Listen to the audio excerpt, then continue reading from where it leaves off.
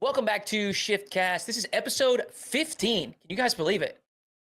We're almost halfway to my age.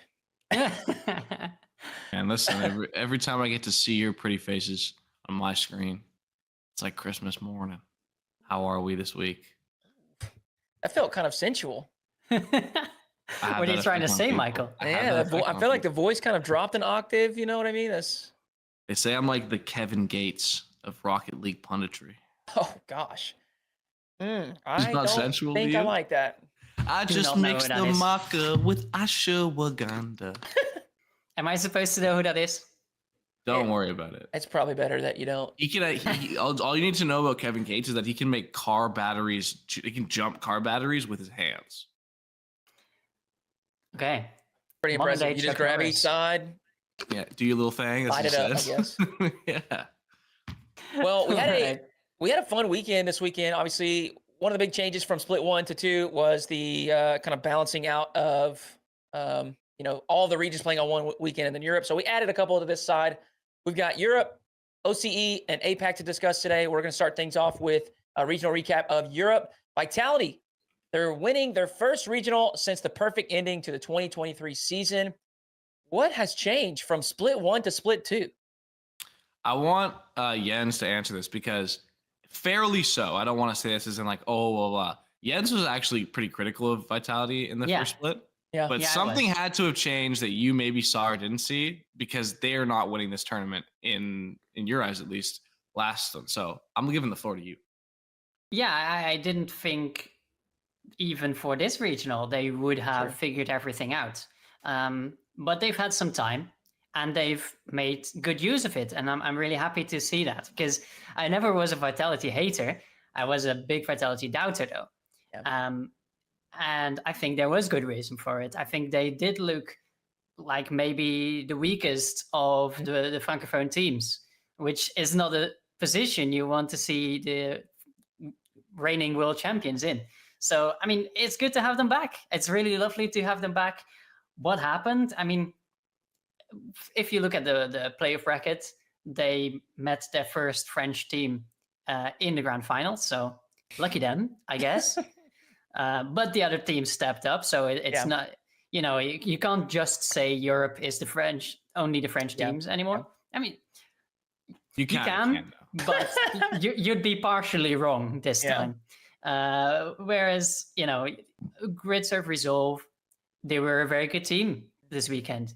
Are they on the same level as the Francophone teams? Usually no, but everyone can pop off, have their day. Rocket League is such a mental game that, you know why it's such a mental game? Because it's such an easy game, There's a reason why everyone's super young in this esport, because if you have the mechanics down, you don't need years and years of experience to get all the tactics right. You can just pop off. And that's what some people do. They just pop off. They have the right mental. They're feeling good on the day and they can win. And Vitality obviously needed to figure out their own play style. I think they were figured out by the other teams. People were just so on the hunt to beat Vitality because they were the team to beat, literally and figuratively. So it took them a while to get back into swings. But right now, I mean, they're on top of the world, I guess. It's really nice to see. Yeah, I'll just add quickly. Feels like, I don't know if it was just that they performed better, but it feels like they were a little less Zen-centric this time around, at least on their offense. And I think that's how they were the best team in the world, where it was Zen is such a chameleon of a player. It's what makes him the best player in the world. He can be like a super ultra carry, but like he can also really affect the game in other ways. And that's what makes him kind of above a lot of the other kind of prodigies that entered the game, and why he was able to find success so quickly.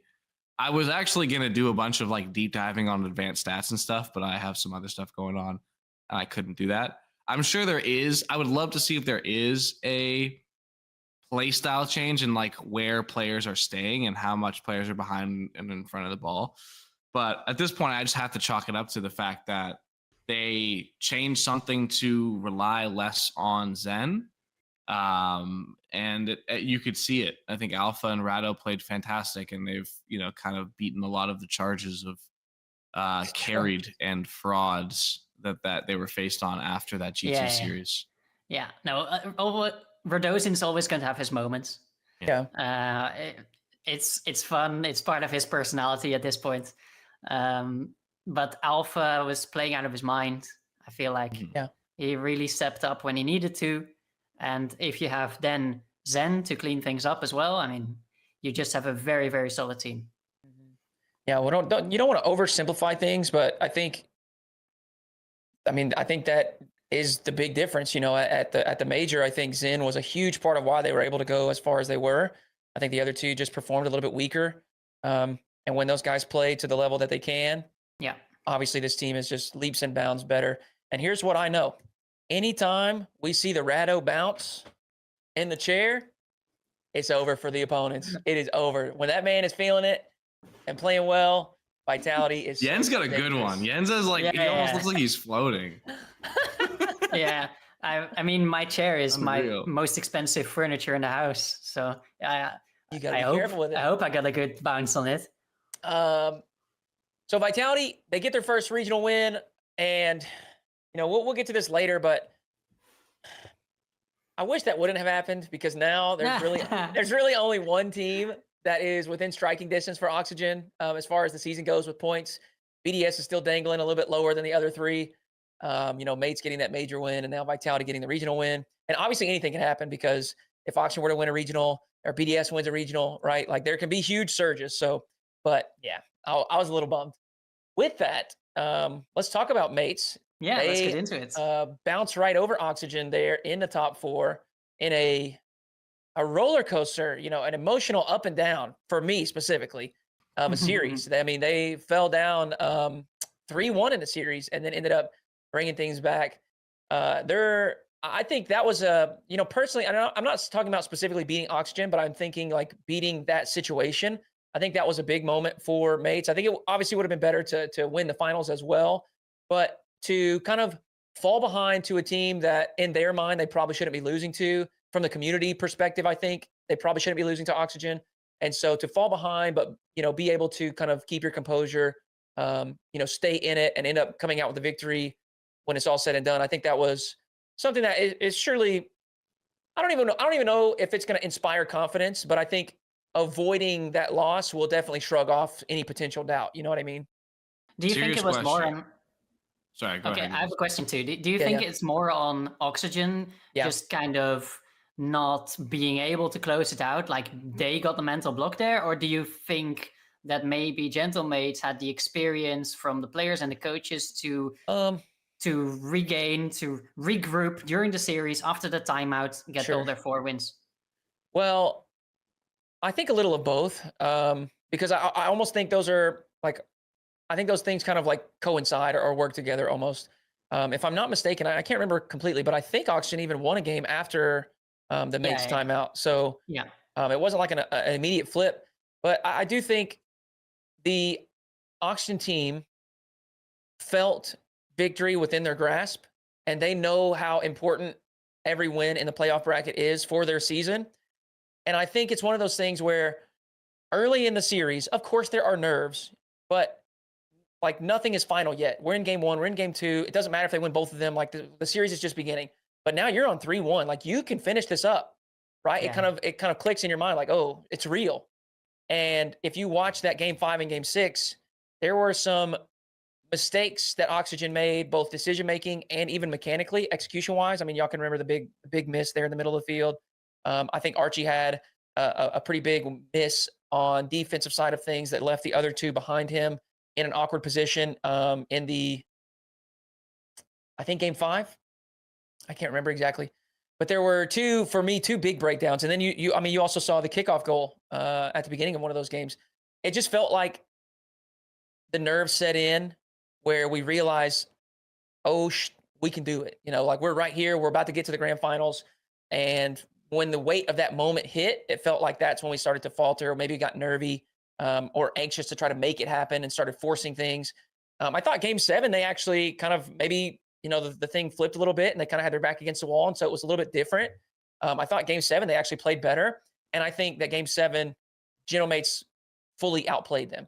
I think Game 5 and 6, Oxygen kind of gave them a little bit of a boost. Gave them a freebie, made a mistake, and Genomates were consistent enough to punish it. But I think a little of both, because if you don't have that experience that Mates has, and obviously that huge win at Major probably brought a lot of confidence and maybe made this moment feel smaller. Do you know what I mean? Because they just came off of something so much larger. So I think it's a little of both. I think some experience from the Genomates side, and that Oxygen team probably feeling really desperate to make something crazy happen and try to rebound in the second half of the season. Yeah, you hear that from a lot of players who've been to the big stages, that an online regional like this doesn't get the blood flowing in the same way. Right. I'm just happy people are going to stop pretending the Genomates were like bad online. No, I mean, you look at it, their season now, across the season, they've made it the same amount of finals as Karmine Corp, and they've won a LAN. And obviously, KC totally has a claim to the best team in the world. I think they did it after the major. I didn't agree with it just because of the strength of schedule that Genomates had. It's not like they beat Bombs. They beat almost every other contender. Yeah. But I'm really happy to see that what they were doing on that stage seemed to translate. It seems like we did get that regional one, that major performing Genomates. And once again, I mean, I just keep gotta say it. I keep having to say it because I feel like no one does. Seiko, what he's able to do for their play style is beautiful. They ask him to do so much in terms of managing the game so that Itachi can really aggressively challenge and Juicy can kind of get loose. Yeah. And he has answered every single call since that major to essentially be responsible for so much and unlock his teammates in a way. It is beautiful to watch. And every time I watch him, I've loved him since the first regional I watched him play. But every time I watch him on this team, it becomes more and more apparent to me how much responsibility he's shouldered and how easy it seems to be for him to do. Yeah, he's rocking. That Genomates team definitely, I think, I mean, they have to be shrugging the doubt. It was there. It was present at the beginning of the season. They immediately went top 2, right, in the first event. Yeah. And then followed up with those 2 top 8s, and then the doubt started to creep back in. And I'm one of the people. I'm one of the people. But they won the major. I was out on them. Yeah, I was out on them, and they proved me wrong. But yeah, they're that's right. They're shrugging the doubt. I think slowly but surely they are solidifying themselves in the community's mind as one of probably top 2, top 3, maybe top 4 teams at worst in the world. Another good performance there, top 2 in the first regional back. Joy Oxygen. Yeah, I'm trying to coin that. I'm trying to get that going. We got all kinds of names. But he's already been there. It's like new Joy Oxygen. You're right. But they set the tone for the split with a top 4 placement and a win over Karmine Corp. A huge victory. Have they already proven that they are a true threat to the Francophone teams? You beat KC? The answer is yes. Because they're the first team domestically to beat KC in a regional. And they did it in a fashion that was very much, it felt like they had their foot on the neck the whole time. And now that's obviously not the best Karmine Corp you'll ever see. But there's no guarantee we're ever going to see that first split Karmine Corp ever again. If that's the Karmine Corp we're getting, it's still an elite team that went 3-0 in Swiss. And, I wanted to bring one, but like I said, I've been busy. I need a lot of people to sign that Joyo apology form. I'm sorry. I didn't know ball. I don't watch Rocket League. I look at Liquipedia type people all across the world. I call them Liquipedia watchers. Okay. They don't watch the game. Yeah. They watch the results, pretending that this kid isn't still a freak of nature on that pitch and on the stakes. Okay.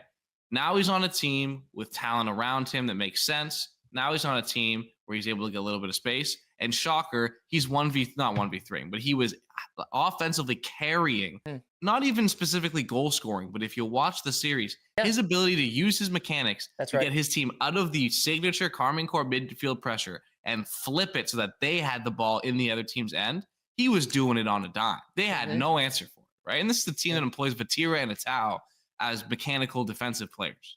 And so I'm all in. I'm breathing in and I'm breathing out. That's all I got to say. I mean, Europe, being a 4-team region was pretty decent. I mean, 4 teams that can actually contest for everything is amazing. And this quarterfinal bracket set it up for a top 4 Francophone teams again, right? There was one of each in every quarterfinal, but that didn't happen. Yeah. We actually have a very competitive field right now, aside from those French teams. So, of course, Oxygen is right there to grab a spot like that. If Karmine Corp aren't playing their very best, then Joyo and co will beat them. I mean, I'm more surprised by Resolve, but of course, yeah. But Oxygen shouldn't come as such a huge surprise that on any given day there's a chance they beat a team like Karmine Corp, regardless of whether Karmine have to play on the orange side, because I've heard the copium. They had to play orange. I mean, they got orange on the jersey. They can't cope with that. It says it on their jersey. It says it on the jersey. They should be fine. Can we just take a moment? Vatira, 26 straight? Yeah. 26 straight. I'm smoking it. The Vatira pack.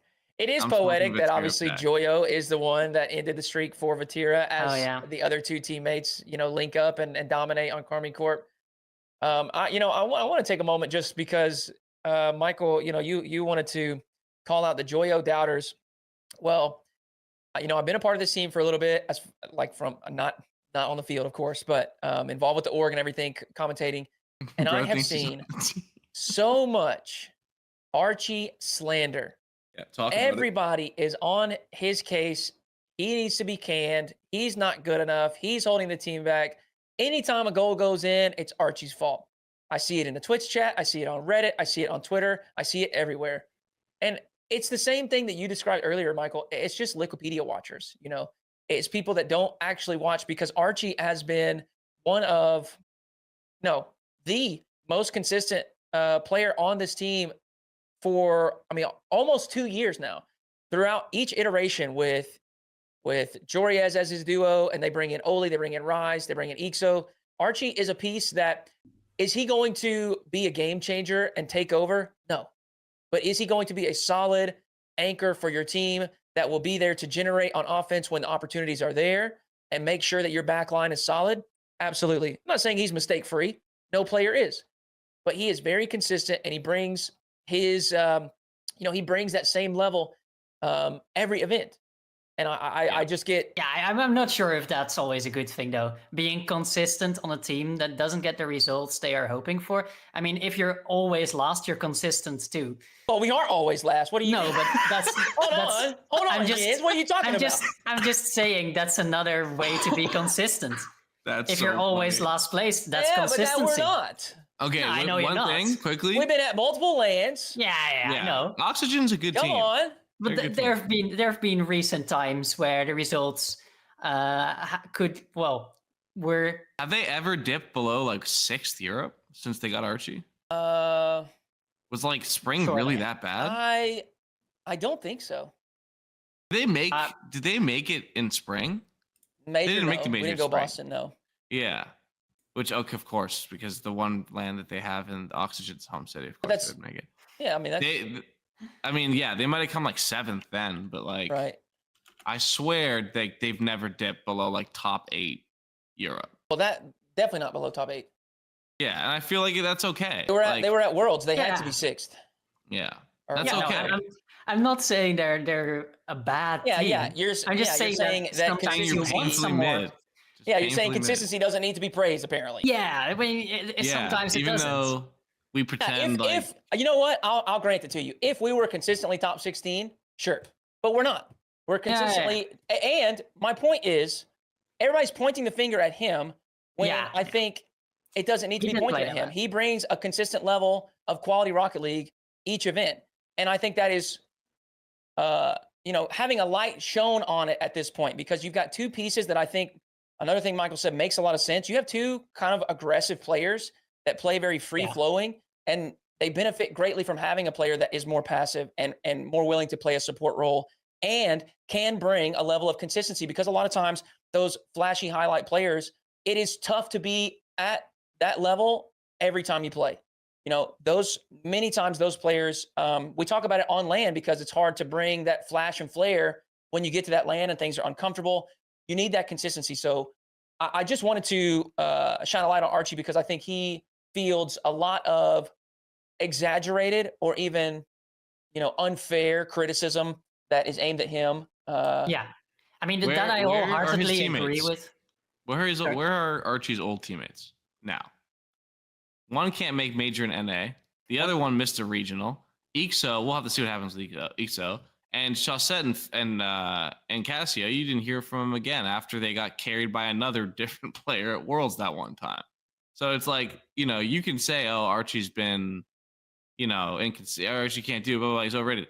None of the people leave. Nobody leaves Archie and suddenly becomes like the best player in the world. Like they either stay the same or they get worse in terms of results. So, individuals different. I wanted to quickly say about Archie.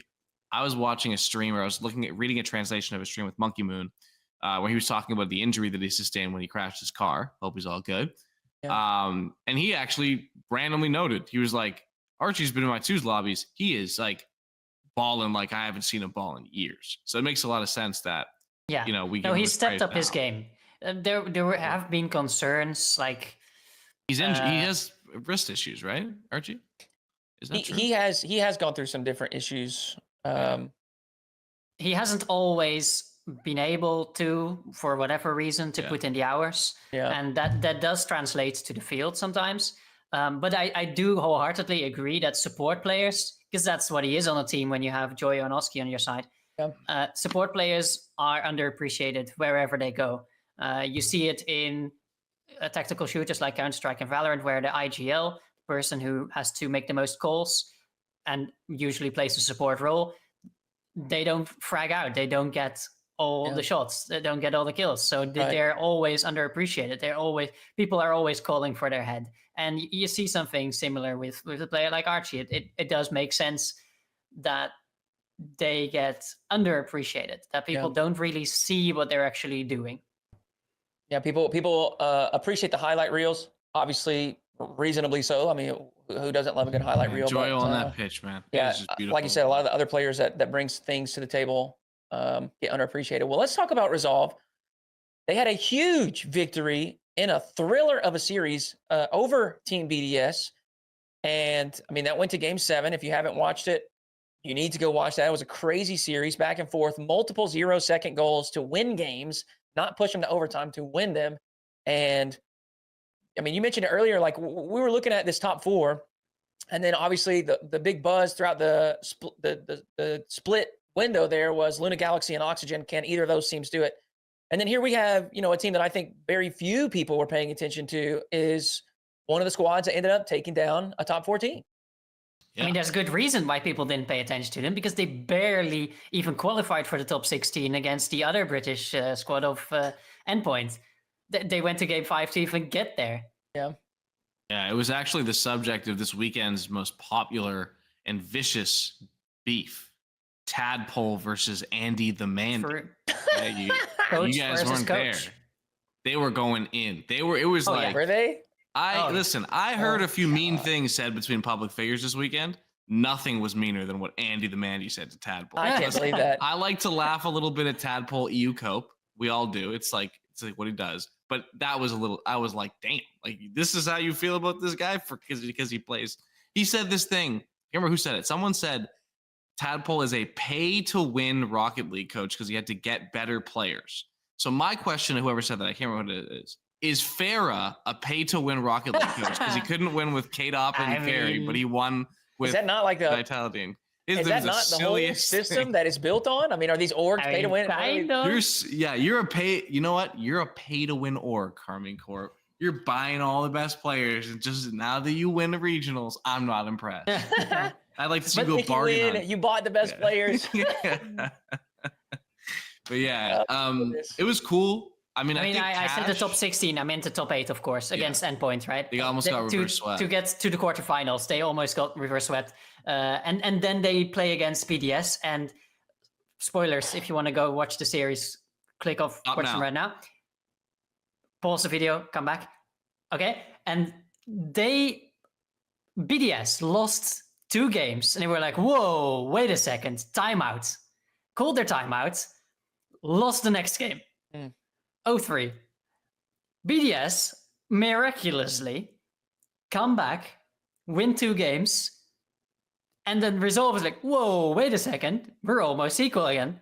Call the timeout, and BDS win the game anyway. At 0 seconds. I don't know how many times we've seen that both timeouts do not result in a game win afterwards. I think that's pretty rare. Yeah, I agree. In hindsight, though, I think it makes a lot of sense because that was just a bonkers series. You know what I mean? Like nothing felt normal. Everything felt like it was upside down world or something. I mean, it's cannon. Double tap for the win. Oh, that was crazy. It was wicked, man. Literally the best moment for British Rocket League of the season. We do highlights and stuff on my stream on Mondays, looking back through the best plays. Sorry, what's your stream again? The stream is twitch.tv/hootyhoo. 3 O's at the end. Don't forget it. And Cash used every drop of boost in the tank. He had like 46 when he goes up for the play. And after his first touch, he corrects towards the target. And when he is pointed towards the backboard, he has 8 boosts in the tank. Just like a little squirt. Like Space Jam. Dude, it was so perfect. And Drawley's on the back or flying, trying to make a touch off that backboard. I mean, it was, and then the fact that it doesn't hit the ground either, like that could have gone to overtime. So it was so clean. I was on the train going to the fair with friends, and I audibly gasped, like, yeah, whoa, yeah, that's incredible so stuff, man. That's a huge win for Cash. That's first top 4 for Raziers. Obviously, the best result for the org Resolve this season. It's just, It's a lot of fun to see that emotion. You see them boot camping every event. You see the whole crew there supporting them behind them. And I mean, those kinds of things are super fun. I love those stories. I love those moments. That stuff is so special. And I'm sure that will inspire confidence in this team moving forward. I think they are, not to be completely overlooked. Are we going to talk about it though? I mean, we have to. You could have done a whole not top 10 off of just that series. No. Oh, I thought you were talking about the crossbars. Did you see? No. Dude. I was going to talk about, first of all, you're right. BDS they can't shoot the ball. In the woodwork. I mean, it was a terrible shooting performance. I was going to talk about, we know it's Cash, right? And I really like Cash. I think he's a little bit underrated. He seems like a really nice guy. But we know what he's known for. Getting to that regional 3 and bottling it. Now, I'm not saying I think he's going to, or I'm definitely not saying I'm not rooting for it. I would love for to see a team in Europe come to nowhere and make a major. It would be really fun, right? And Cash and Ivan have been around for a while, and Raziers had some good results outside of the RLCS. It'd be an amazing story that a team goes to land outside of not even like a potential team that we're saying is on the bubble for the land, but a team comes out of nowhere. But it has to be said, right? Like, it is kind of setting up for just an absolute heartbreak once again for someone who has done nothing to deserve, that the pain that he's kind of felt. Sure, it is setting up, but I gotta say, I mean, I mean this with love. But if you're in Resolve shoes, if I'm in Resolve shoes, I'm not expecting to make major. No, you just have to count your blessings. No. You have to appreciate what the hell you've done this weekend and try to replicate it, but it's not going to be anywhere near easy. It's the hope, it's the aim, it's the goal, but I don't think I would ever qualify that as an expectation. No, it shouldn't be. I mean, they got to be thinking about it, though. It's like they get 2 top 8s, they'll probably make it. Yeah. I'm sure it's in their mind. And like I said, it's the goal. I mean, I guess ultimately it's the goal for every team, right? But but they can't forget about how difficult of a run through the Swiss stage they had to even get there. I mean, I think that's even true for Oxygen too. I mean, we did not look very good in the Swiss stage. We're up and down with our performances. I think, frankly, our best performance in the Swiss was our loss to Karmine Corp. That was when we played our best ball, actually. We did not look very clean against Fast Forward or George. We got in the wins, but it was not very good Rocket League. So, well, let's talk about a team that was on the radar as one of those threats, Luna Galaxy, who did trounce Oxygen in the Swiss stage. they fail to go to the semifinals. They fail to beat one of those Francophone teams. They fall out in top 8, and they're not in a terrible position, but they're going to have to perform better if they want to make a run at the major here in Split 2. Yeah, I mean, I thought they looked good, but they just kind of looked like Magnifico last season. Like if I told you Magnifico went 3-1, lost 4-1 to a French team, you'd be like, "Yep, that's Atomic, Stizzy, and Tox." Yeah, like that's what they do. And obviously, they didn't get to choose. Well, maybe they would have made a move either way, but they obviously Stizzy left and they picked up Chronic, and they, based on his resume, you'd assume that you get a little upgrade and you make a roster change to change the narrative about your team, right? I thought they looked good. I thought they looked better than they had all season in the Swiss rounds. I thought they looked really good in the Swiss rounds, especially later on. Like you said, they had a really nice win over Oxygen, but really just never felt like they were going to beat Vitality, So,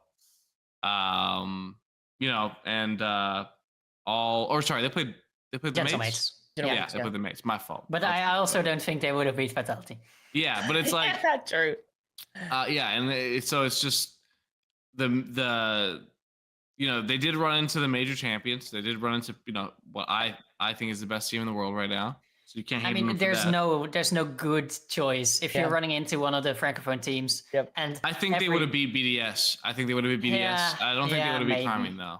But what I'm saying is we talked about this when these moves were announced, was that there's going to be a little SSGing among a lot of these teams where it's like they're going to come away from their quarterfinal matchups believing that, hey, we went 3-1 in Swiss, we went 3-2 in Swiss, or 3-1 in Swiss, and we just got someone else had a bad day, and that's why we're here, right? But the reality is, unless another team has a great Swiss, you're probably going to have to play one of those teams, and you just got to beat them. Yes, that's unfortunately what it is. Exactly right. Even if it means, because at this point, if I'm Luna, if I'm any of the teams in the top 8, there is going to be a pretty extended tiebreaker at one point in one of these regions. It's just mathematically, and so getting that one win to get that top 4, it keeps you out of the danger of ending up in a 5-way tiebreak where your season comes down to two series, right? So. Yeah, I think it's important, but I didn't see anything from them. I didn't see a level up that I really wanted to see, and it was unfortunate. I mean, it's good for Oxygen, I guess. That's right, it is. Because like you said, that top 4, those few extra points you earn can make all the difference, and that's right now the difference between Oxygen and Luna. Yeah, 2 top 4s, you probably go to LAN, I think is what it is. It's like 2 top 4s and an 8, I should say. Yeah, unless we have next event, top 2 is BDS Carmine Corp. Then things start to get a little bit wicked, which very much could happen. It's so possible. It's so possible. Yeah, it's definitely. I mean, it's it's going to be a crazy split. I know. My investment is obviously with Oxygen, and I'm super excited to watch them. And I kept saying this because I did a watch party during that quarterfinal with KC, and I was like, look, I know this is a top 8 to top 4 game. I know that this is not a grand finals or anything, but I said this right here. Very, very much inside the season, right? If we don't go top 4 here, we're going to have to go to a grand finals. We're going to have to win one of these next regionals if we want a chance. And that's because we kind of dug a hole in that first split, and we got to dig our way out. So, and Luna Galaxy's in a very similar position. If they want a chance to keep their season alive for Major 2 and for Worlds, now with that top 8 finish, they're going to have to go to a grand finals. They're going to have to try to win an event. They're going to have to go hard in these final two regionals. But Europe, definitely going to be an exciting time as the season winds down, as will some of these other regions. Well, actually, maybe not so much. Oceania just continues to be dominated by Power. What is there? Is there no solution? There's no alternative reality here? Power just wins no matter what, huh? Well, they got closer this time. You got to give it to them. I don't think Power had been pushed in a bracket. I don't believe Power had been pushed to 6 games in the first split. Wow, are you serious? Yeah, or maybe they did once or something like that. But they went 4-2 with Chiefs, and they went 4-3 with Pioneers. And I low-key thought Pioneers was going to pull away from it when I was watching, because I'm pretty invested in that team. No, look. So I had a stat. I did some research. I did some looking. Interesting thing about Power or the org, the continuation of that roster from the last I guess, 3 years. So the big one is like Torsos has been on the roster since they were ground zero. I think, yeah, Torsos. And then Amphis was with them for quite a while, and then obviously Express left a while ago when they got Fever. That sort of core roster since the beginning of the Open Era lands has won 6 regionals, 6 out of the 21, 22, 23, 9 first split regionals at OCA have been won by Power or Ground Zero, like that thing. Yeah. They made all 3 lands. Second split of the season, they've won 1 regional out of 7, or 2 regionals out of 7 now. They've never qualified for the major in the second split of the season. In the winter. So the winter split, the last 2 seasons, they didn't make it. There seems to be a sort of mid-season slump that the team goes through. So maybe the fact that there's only 2 splits means they're not going to take, Yeah, they just took out their slump. Break. Yeah. But I think it did look a little closer. This was the first time I watched OCE all season, and I thought at a certain point that Power could lose. Yeah. I think OCE's gotten a little bit closer to the teams that they need to like produce multiple competitive teams. I think it has a lot to do with Amphis and Locky on the same team. I'm hoping that the Pioneers don't end up getting bracketed by them because they might not beat them, but they'll get close every time. And I would rather them. I think the new look Pioneers are a serious land team. Like they're not going to top 8, but they're like they're not like a free win. They're not going to be fighting in the O3. So I'm all in on not all in, but I'm liking OCE. I'm liking. Yeah, I guess you could say it's becoming more exciting down there, down under. Because you have Chiefs getting to the grand finals, which is lovely to see. They've returned since I don't even know how long. And Kid Gang making the semifinals too, which is actually a really interesting team to watch them play. Like Guz, Shores, and Scrub with Prof as a coach, very proficient coach. He was on Moist before and really did a lot of good work with that organization. So it's really an interesting team to just throw into the mix there. I don't think they're automatically a favorites to take away one of the land spots, but they're making it really difficult for some of the other teams. I mean, didn't Power lose to Kip Gang as well in Swiss stage? In Swiss, yeah. They got Power was 3-2 in Swiss, I believe. Yeah. They lost to Ground Zero. Yeah. They didn't look good, and they just kind of rebounded and got back. And they still That's why I looked up the stat. They still pulled out the win. Yeah. It's Torsos, my, granddad goat. He's been in the scene since time immemorial. Yeah. I'm using his car design at the moment. The Dominus is back with the power livery and the pixelated shades on top. I mean, you can't lose in that car. It's impossible. I can. I bet you I could. Yeah. I can. You've never seen me play. Not in the Torsos mobile, man. So OCE's heating up. We've got, you've got your top 2 there, which I know not in points, but your expected top 2 between Power and Pioneers. But they are facing some tough opponents with Chiefs and Kid Gang. So we'll see how OCE Ground Zero, pans out. I guess, throw it in a mix. Ground Zero as well. Yeah, young team out there, a bunch of 16. I mean, they picked up a prospect academy almost roster last year, and it's cool to see it starting to pay off. They've been quite competitive this season. Yeah, Prompt has been good. Let's jump over to APAC, the final region that played this weekend. And if I'm not mistaken, we all have to eat our words here. We do. All 3 of us. I fell for a the European. For the ShiftCast. I fell for the European propaganda once again. I've been trying my whole life to stay away, and they told me beating Karmine Corp was hard. They told me beating Karmine Corp was tough, and if someone could beat Karmine Corp, they could farm APAC. But the problem is that you're not playing Karmine Corp in APAC. You're playing Kevin. He said, give me 2 games and hand it to them to start because we have tech issues. It doesn't matter. That's crazy. Give them a European import, a top 8 making European import. We'll take a guy who didn't even play last season from NA, and we'll still whoop him.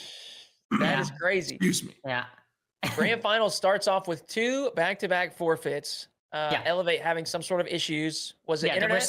There were some tech issues that meant one of the players couldn't join the lobby. and at that point, a countdown timer starts Right. running. And if you don't join the lobby before that timer runs out, you have to disqualify, or you have to forfeit that game. Yeah. You're disqualified for a game. That happened twice. So Gladiator started the series when they started their first game with a 2-0 lead. Just free. Just a present. Here you go. 2 games. As if there's a lower and an upper bracket, and they won the lower bracket, and they get 2 games, not even 1. They get 2 games for free. And they can't do anything with it. They get swept by Sphinx, Elevate, and Zombie Poop Shark. I believe the first Mexican-born player to get a regional win. So congrats. That is right. Congrats. It was all the way over in APAC, but you know what? Not very close to Mexico, but yeah, absolutely. Well, yeah, folks, I mean, when will ShiftCast stop doubting Elevate? I'm over it. No, you know what? I lied. I'm back in because I want to see them keep winning. And I feel like the minute I just am like, yeah, they're the best team. Yeah. Kevin, you suck. Sphinx, retire, go back to school. ZPS, get on the first flight home. You guys are weak. Okay. Flip it and ship it. Keep locking in. Man, they wasn't even close. Well, it was a little close later on, but they came out 5-3, 5-2, 1 in OT, and then 1-3-2. Like it was. They got the offensive firepower amped up. Put a hand up. Yeah, they closed it out very well. Well, let's look at Gladiators. I mean, what do we do now? You know, you've got. Yeah, I fell for the Dutch propaganda. That's right. So I have a list of players actually. We said this guy beat Carmi Corp over there in the first split. We bring him over. We won't lose a game. Yeah. You don't even get a game in the grand finals.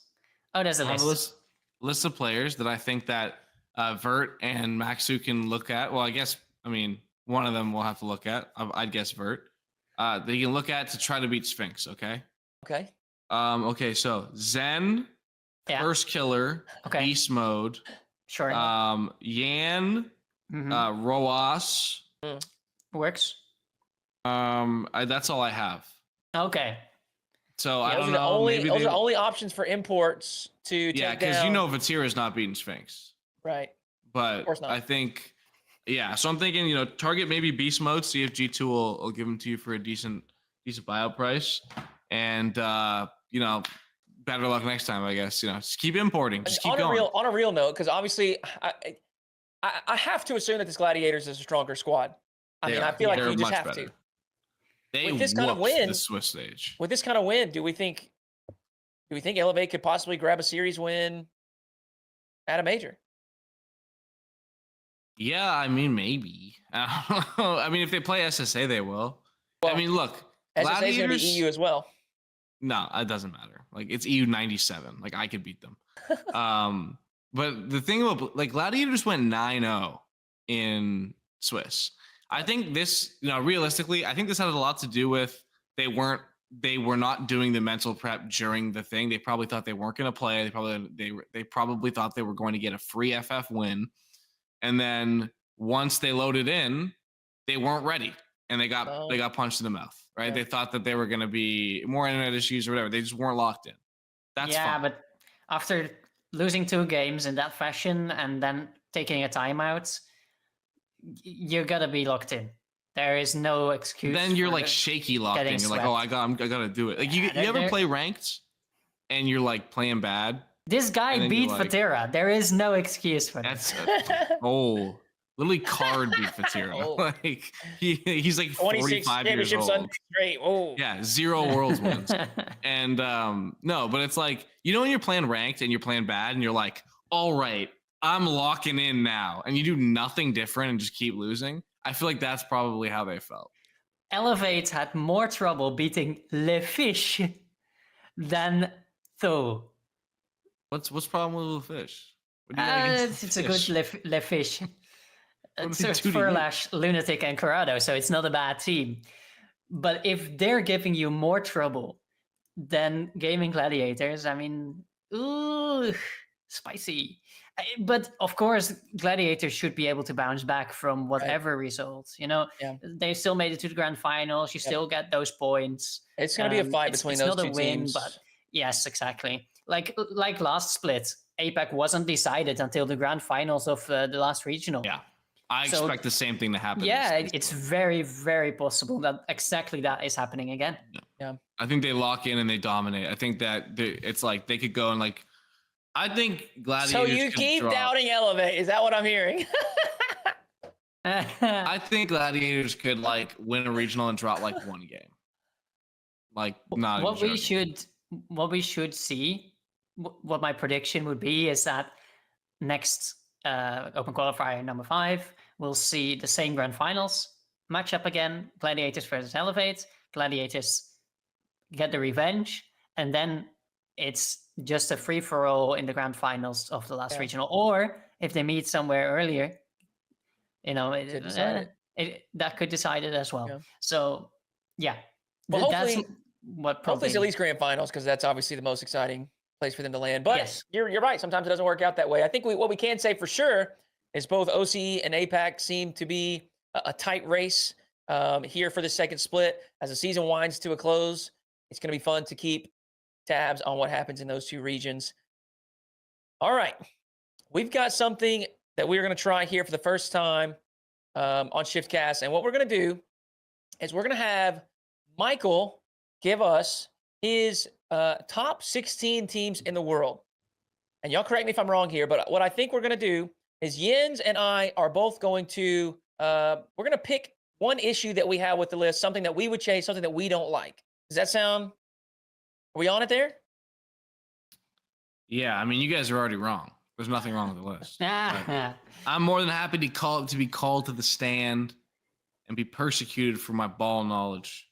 Let's get right to it. Yeah, so we all probably know that Shift 16, which is done by Michael, me, and some other people on Shift, that all put our top 16 together to create one list. But now it's just Michael, so let's hear it. I stand alone. I'm like Jon Snow in that one scene. Yeah, that's actually what's going to happen. All the viewers are just charging you. Number 16. Who we got? Number 16. It is Grid Serve Resolve. Listen, it's hard to pick the teams. But listen, a top 4 in Europe is a top 4 in Europe. This is a power ranking. It is. They got to be mentioned. They have to be mentioned. Yeah, I think it's fair. Number 15. I got Team Secret. Kind of the space station gaming of Sam last year, kept getting bracketed. Sure. Finally got a chance, beat a really, really good W7M team, beat a really, really good complexity team, and then fell to the same team everyone else falls to in Sam. Number 14, Luminosity Gaming. I know they had a bad showing. We'll talk about more of that a little bit later, but they had a good showing at LAN, and I still think they're one of the premier teams in North America. Number 13, Complexity. I think it's been a little bit overrated how bad, or how much they've been downgraded or whatever since they lost to Rito. Top 4 in Sam is top 4 in Sam. It's a good region, and I think that they are still a really, really solid team. 12, new entry, Twisted Minds. I think they're going to fit right into where Rule 1 was. I really, really like the way they play. I think they're a decent Mina too that I think can make a little more noise now that there's less noise around them, or less noise around Ahmad, I should say. Number 11, another new entry, Space Station Gaming. I think I was a doubter. I thought that the bracketed allegations were cope, but they showed me wrong, and they dominated teams that they were quote-unquote bracketed out of the major on. And I think they look better. I think LJ's looking better than he has since last year's Worlds. So, yeah. Number 10, Luna Galaxy. All right. I've already said I really like this team. They got to show me a little more, but I like them. Number 9, Oxygen. They're going to peek into this top 8 soon, but you got to respect those teams. Number 8, BDS. Slipping, but still have so much talent. Number 7, Furia. I don't think they can really move up until the major, to be honest with you. They're so good, but they really just left the sour. I need more. I need to see more of that. They showed me so much in that Swiss stage and just didn't do it. Didn't do it for me in that quarterfinal. Number 6, I got G2. Great team. Love Mode. But just haven't been able to beat the big boys lately. They got to be able to get in. Please. Number 5, silence, please. Thank you. I'm reading this. Thank you. Number 5, the European champions, Team Vitality. I was pretty low on them going into this split in terms of my power rankings, but they've shown me a lot. It's just that these other teams have a little bit better of a resume. Number 4, the highest expansion region team, Team Falcons. Still, I think a premier team and part of that elite S tier crop of like true world championship winning level teams. Number 3, you already know, Gen G Mobile One Racing. Need I say more? Number 2, Carmine Corp. I think their floor is higher than any other team's floor since maybe like Vitality last year when their floor was winning. And number 1, the best team in the world, currently is General Mates Alpine. Won the major, came back with the championship, 3 finals in their events and 1 win being the biggest win of the season. I think they still deserve that number 1 on the power rankings. And yeah, there's my ShiftCast 16. Fire away. I'm ready. Yin, so would you like to go or? You go first. Okay. Well, Michael, at the number 3 spot, you said Gen G, need I say more? Yes, you do need to say more because what are they doing in the number 3 spot? They should not be ahead of Falcons. And frankly, after this win, I don't think they should be ahead of Vitality either. The only team that, in my opinion, is really worth valuing their win over in North America is G2. I think they should be beating everyone else. And it's a tough position to be in because I don't want to give them a ton of credit for beating those teams, but we will take away if they lose. You know what I mean? It's a tough balancing act. But I think beating G2 there, it's a solid win. I think it's fair to have them bounce G2. Totally on board with that. But top 3, I just don't think so. Falcons at the major was unbelievable. I know that they finished, both teams finished in that 5th or 8th spot, but I think we can all agree that Falcons looked better in Swiss and in their loss against Carmine Corp. I got Falcons in that top 3. And with Vitality's performance this past weekend, I think they should be ahead of Gen G as well. Well, listen. Need I say more, he said, huh? Need I say more? Yes. I like that. I like the Falcons pick. I'm gonna be honest. I was really, really picking between those two. Here's my question: what's the point of Rocket League? It's to win the tournament, right? Yep. And so to beat the best, you gotta beat the best. Right. Rudy, can you tell me the score between the Falcons and the best team in the world when they played Atlanta? 3-0. Can you tell me the score between Gen G Mobile One Racing and the best team in the world at LAN? 4-3. I'm not finished. G2, right? Remind me what happened between G2 and Vitality, the European champions, when they played at LAN. G2 won. 4-3. They won. It was a great series. Who has been kicking G2's ass for 2 months? Gen G Mobile One Racing. Need I say more? There you go. A little MMA math, but I'm making it work. Jason Nation, we're so back. Let's go. Need I say more? Need I say more? You need to say less. That's what you need to do. This is not about Gen G. We're just on our Johnny Boy arc because I have something wrong with your list as well. And it's a 12th place for Twisted Minds. Did you see how close they got to Team Falcons? They need to be up there. 12 is not enough. They need to be up there. You gotta show me a little more. Like, I want to put them higher. I really do. I think they're really good. But like, you know how this like format is. They could go out like 9-12 next regional. Like, it's just that you don't know with these things.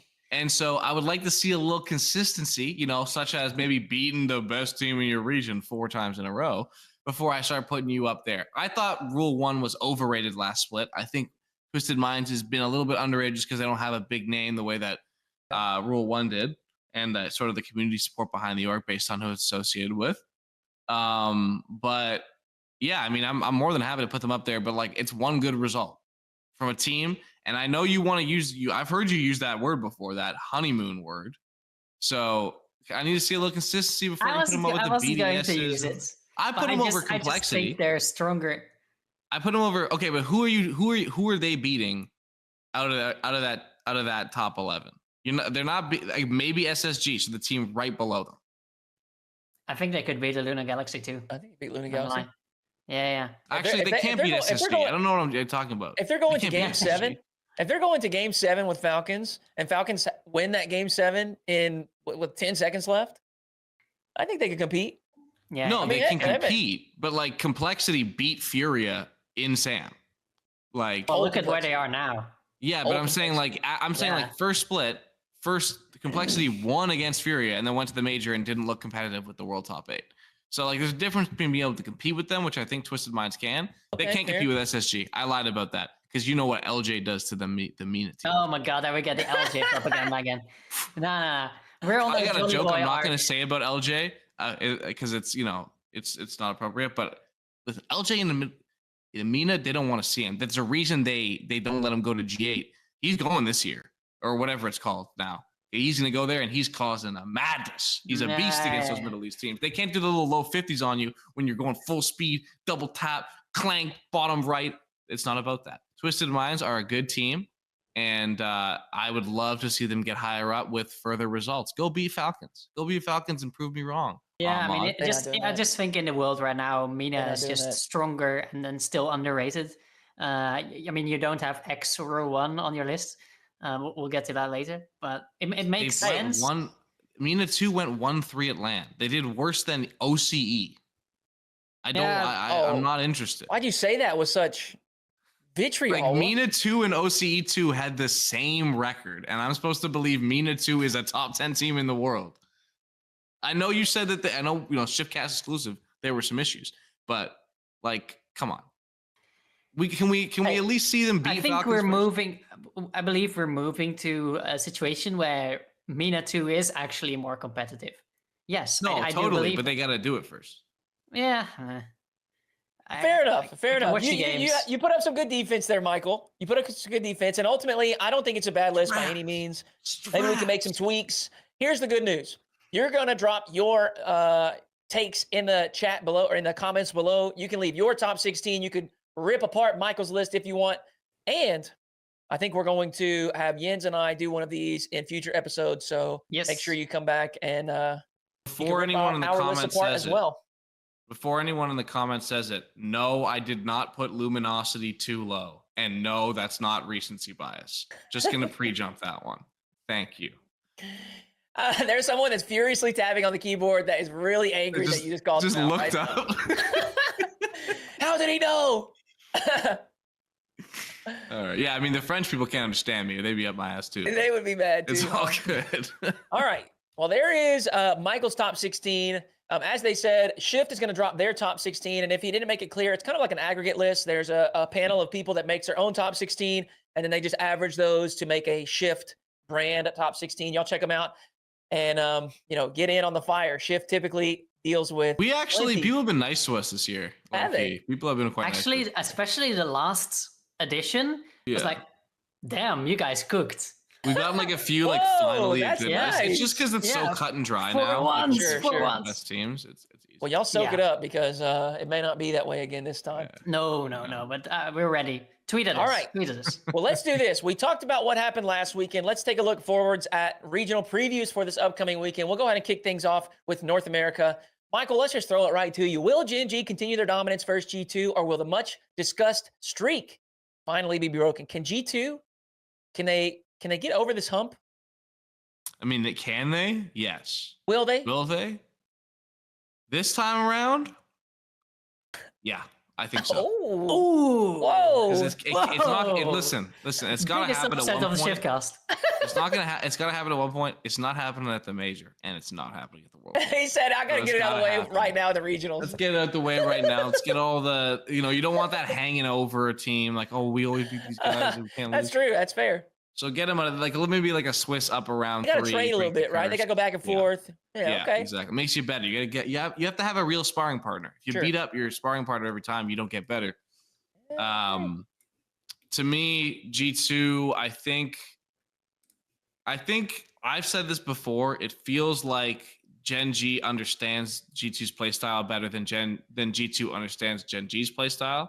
I think now that this has become almost a thing and it's in the players' heads, they're going to be working a little bit harder than maybe they had in the past to actually pay attention to what they're doing, because it's become very apparent this is the team they have to worry about, right?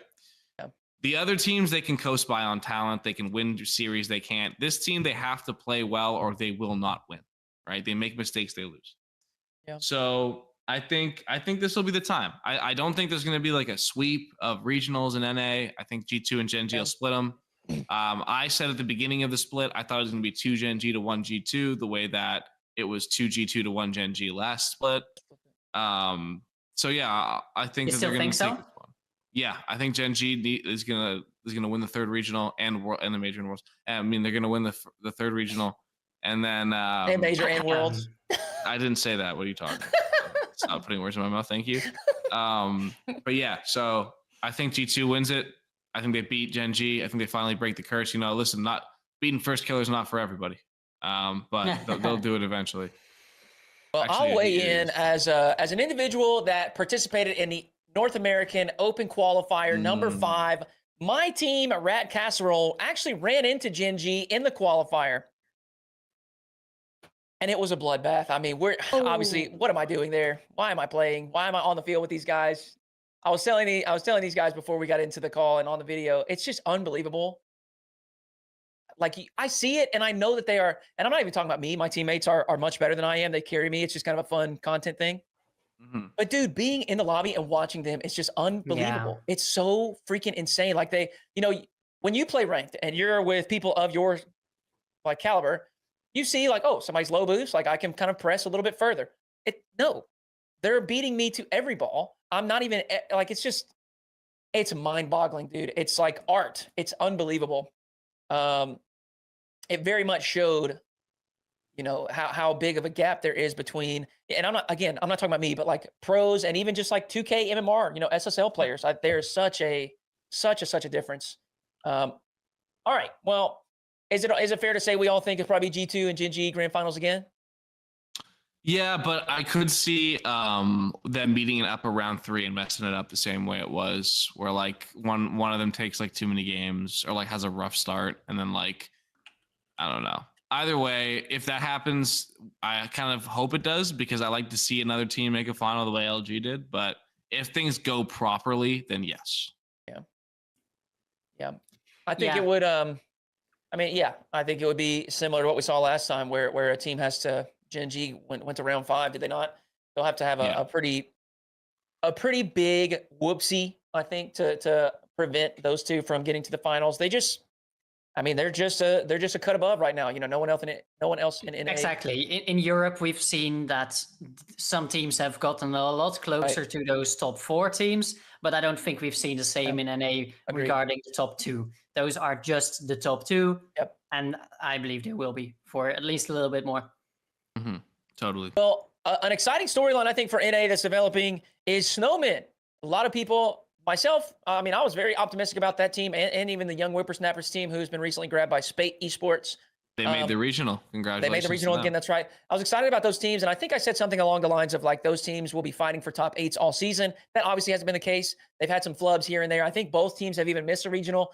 And even when they do qualify, I think neither of them has made top 8 until this most recent event for Snowmen, which they did actually go on to top 4 as well. But man, are they in their groove right now. They look very confident. They look very comfortable. You know, we saw them put up a really good fight against Gen G in the bracket last event. Do we think that that was a fluke, or do we think that that's something they can replicate?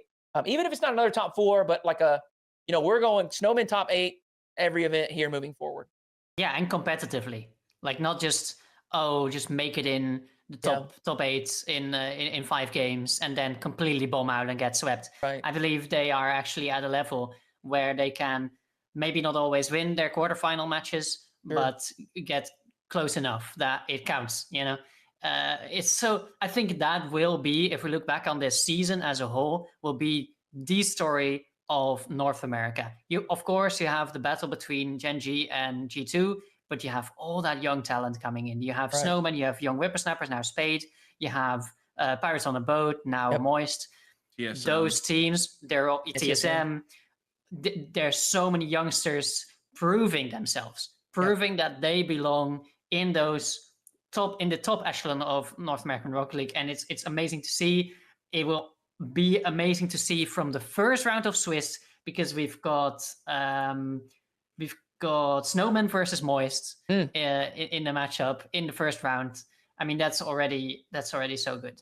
Oh yeah. Is it though? I wanted to say, I don't know if you guys were paying attention to quals. Snowman swept Moist. And I don't mean that in that Moist is bad. I mean, Moist is a pretty good team. They're always kind of around that top 8 range. And for me, it's like, if Snowmen are just walking through quals now, right? Like they're doing, like, you look at their uppers, they play against Triple Threat, which is T. Corral, T-Var, and Talk, like a team that beat Dignitas, right? Yeah. That wasn't the team that beat 3-0 them.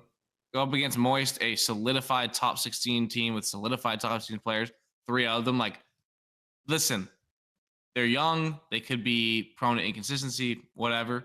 But right now, they're kind of moving like a major team. Like they're walking through quals. They're making top 4s. Yeah. I don't think Moist Esports are on the same level, but it's just very fun to see the new generation of North America go up against each other. Yeah, for sure. Sorry, that I would agree with in that sense. But yeah, no, I am. I'm all. Well, to build on what you're saying, I'm excited to see that because I do feel, and I guess this is like a hindsight 2020. It does feel like that Snowman team just had to kind of go through the little bumpy phase and had to get some experience. And what I mean by experience is like just feel the loss, feel the failure, feel what it's like to fall short, take it a little bit more serious, maybe as far as, maybe replays or, discussing things as a team, how they want to approach the game, whatever it is. But it felt like maybe the ability was there, right? Like they've been ballers from the beginning of the season. They have that mechanical prowess, but it feels like they're starting to put it together now as a cohesive unit. And I mean, Michael said it, like they're moving like a team that is on the way to major. We'll see if that is the case this weekend. Another team that kind of has some question marks around them. Obviously, they had a fairly good showing at the major. I don't think it was crazy, but I don't think they underperformed. I think that round 5 loss against Vitality, that tough battle, I think inspired some confidence for people. But can Luminosity, can they bounce back and secure themselves a spot in this major? I mean, obviously they're a little behind right now with their, I think, top 8 finish in the first, or actually 9th through 11th, wasn't it? 9th through 11th finish. So they're a little behind in the race. You got a new contender there in Snowman surging forward. You got Space Station kind of basically, I think what I'll say is like replacing the OG for that first split, just kind of grabbing that spot. And so obviously our top 2 are the top 2. And now you've got 2 other people there that have top 4 finishes. So Luminosity's got a lot of ground to make up. Do we think it's possible? I want to see it. I think that there. The looks on you guys' faces says no. But like, here's the thing, right? We love a content creator at a LAN, vlogs, recap videos. People love them. They show up, they cheer. Specifically, Reddles, really, really nice guy. He's got his dad out there cheering. But in terms of gameplay, like I look at Space Station, right? And it's like they just have a nuclear weapon out there, right? Sure. And they've worked to be able to fit him, and it feels like they're finally figuring out how to fit in Chicago and Hawksor in a way that is they're able to harness LJ's ability while also not becoming the LJ show. And it's really impressive. Like they have a lot of offense. It's very fun to watch.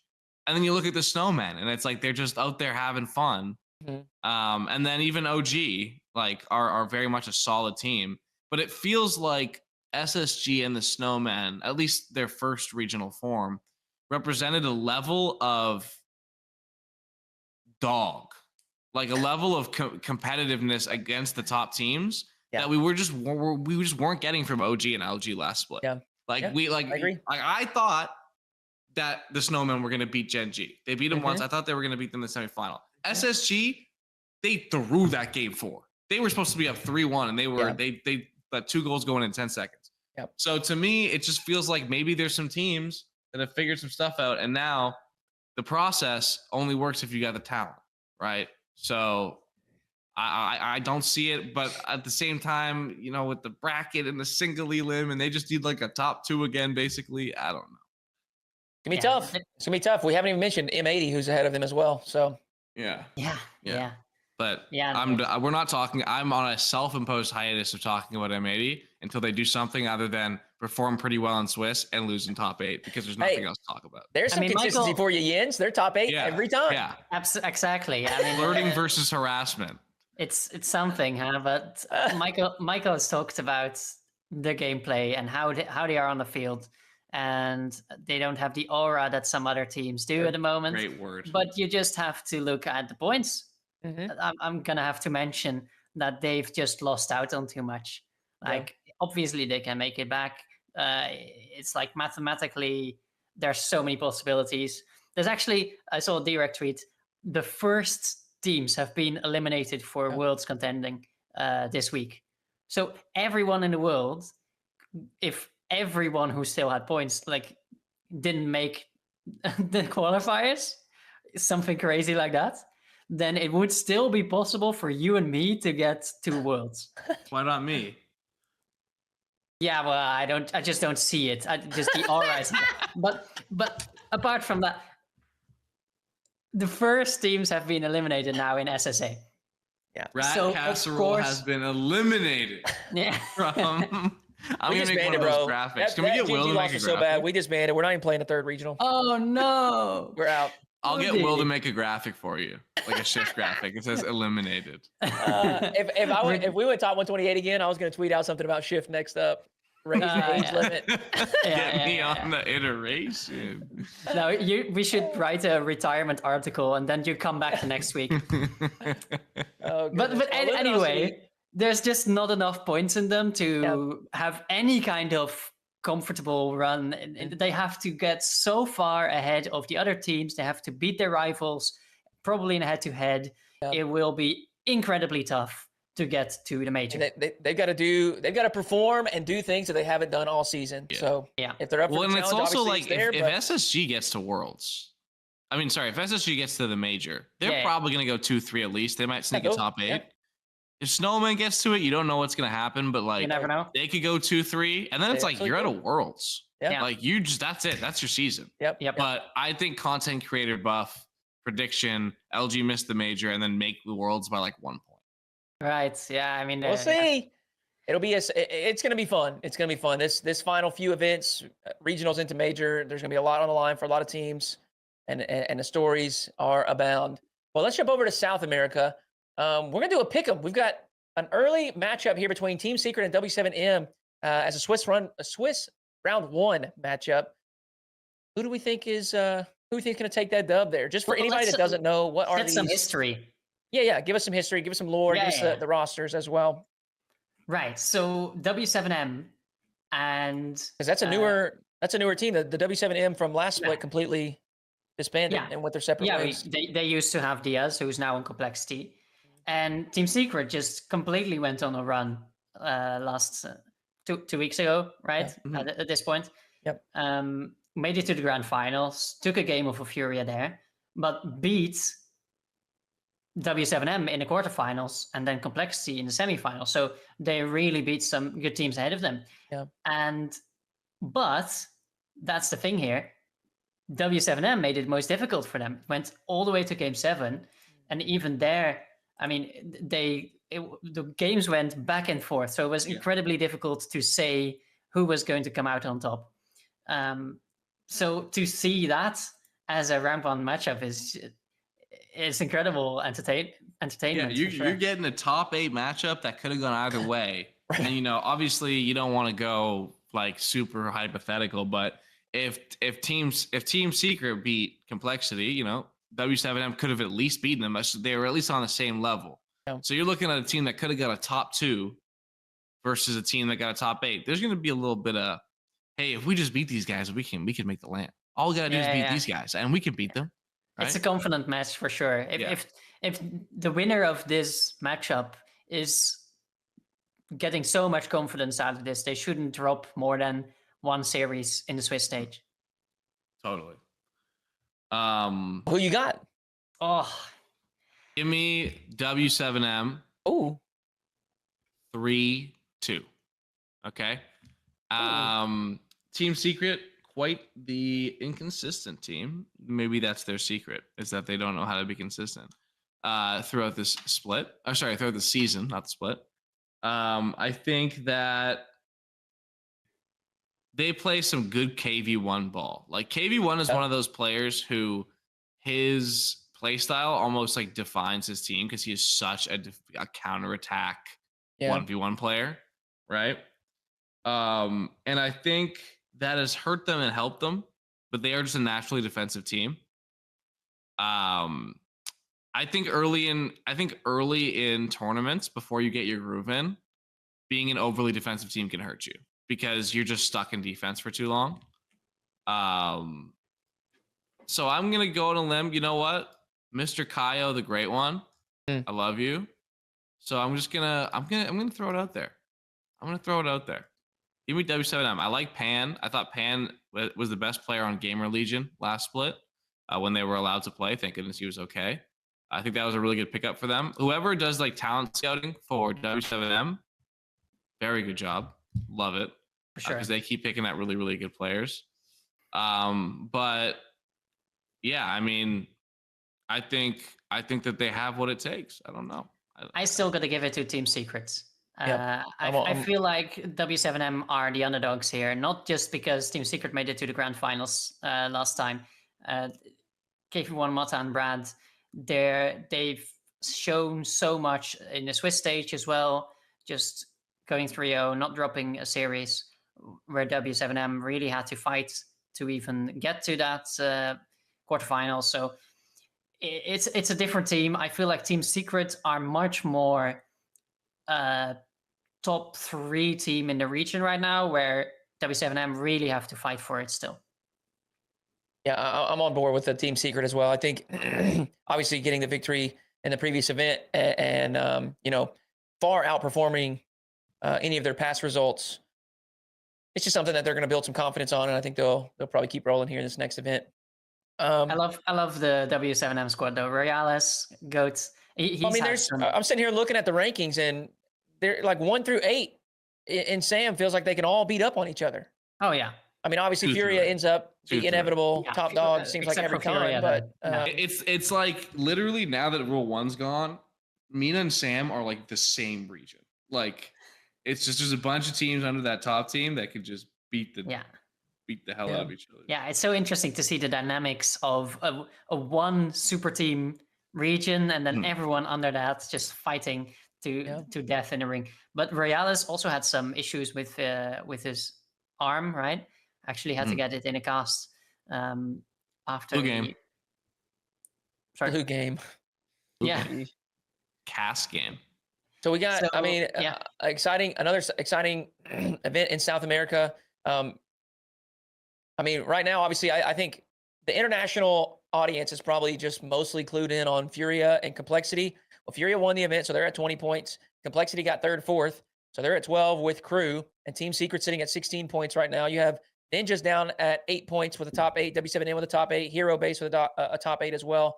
So you got, it's just one regional right now, and obviously all of this can shuffle up. So it'll be an exciting regional too. After this weekend, things are going to start getting a little bit more clear as we move forward into that final event of the season for each of these regions that we're talking about here.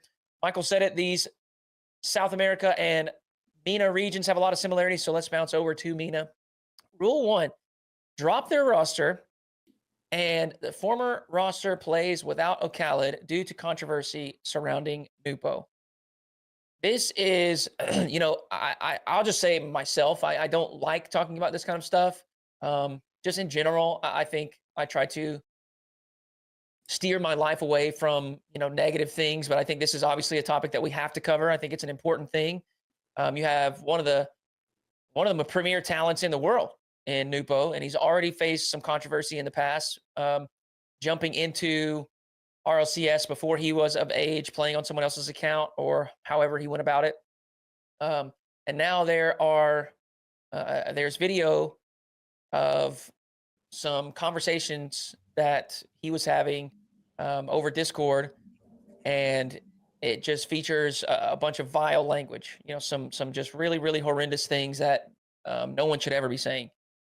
And obviously has led to some of the things that I just outlined there, with Rule 1 deciding to pull away from that, Ocalid deciding to pull away from that. And it's just really, really disappointing. And, from a strictly RLCS consumer standpoint, it's disappointing, because we may not see that talent ever develop into maybe what he could have or should have been. This is something that is, I don't think it's gonna stick around for a while. I don't think it's just gonna be gone and he gets to go on his merry way. I don't know exactly what all conversations are going on behind the scenes with Psionics, Epic, Blast, etc. As far as legitimate punishments. I've seen community speculation, but ultimately I don't know what's going on behind the scenes. But yeah, it's just disappointing, very sad. And I think no matter what age you are, you need to be held accountable. These things are it's not something that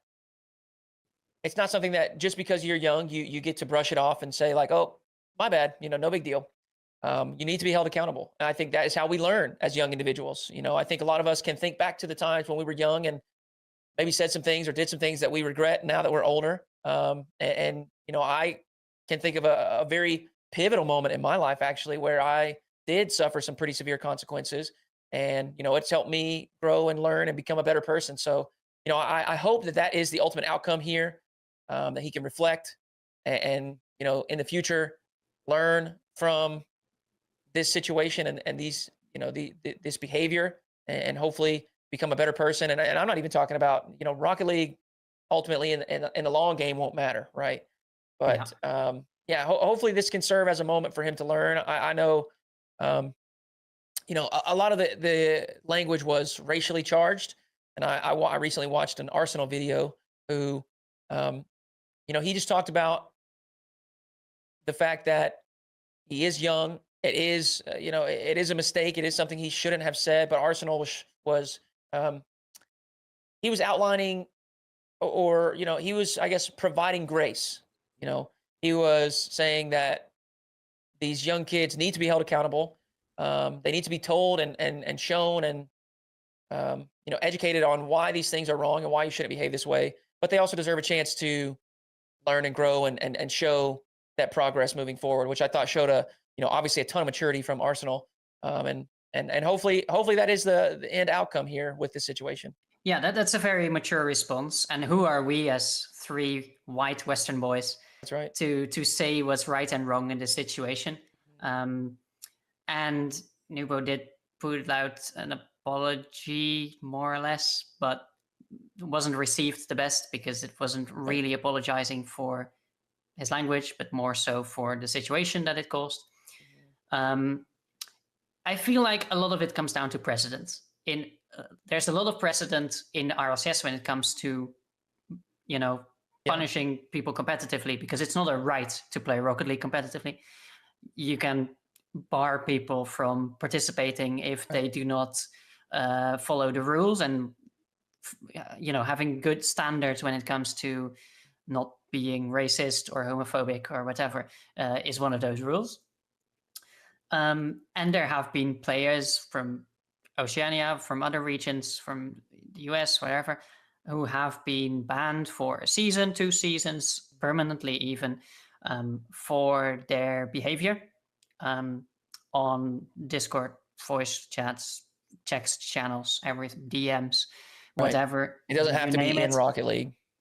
But that is the speculation, and that seems to be the case, that Epic Games have now decided that they will change the rules in that regard, where if something has not been connected to the Rocket League game client, if something hasn't been, if that isn't involved in the behavior, then they will not take action on it.